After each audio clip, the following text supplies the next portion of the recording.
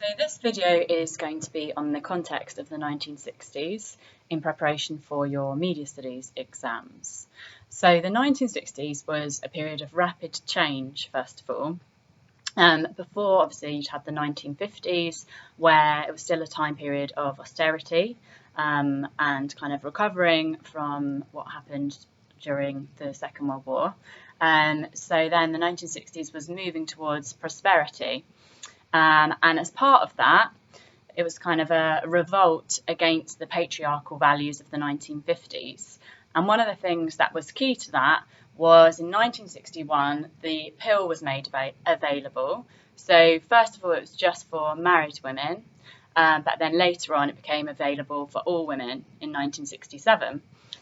So that gave women the chance to be like men in the way that they could be sort of young and free and single and have that independence, really.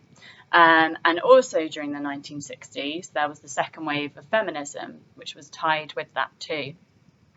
So the second wave of feminism, one of the key elements of that was a book that was released by Betty Friedan in 1963 called The Feminine Mystique. And the idea about that, or behind it, was that women shouldn't have to just be expected to get fulfillment from the role of wife or mother.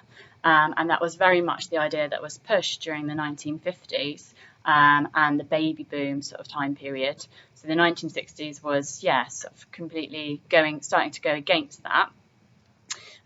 Also during the 1960s, there was the hippie movement. So the hippie movement is the idea of flower power. Got a little prop here to help you remember that. And the idea that peace and love and equality and anti-materialism was celebrated within that. Music was part of it as well. And so obviously being against inequality was also sort of in support of women.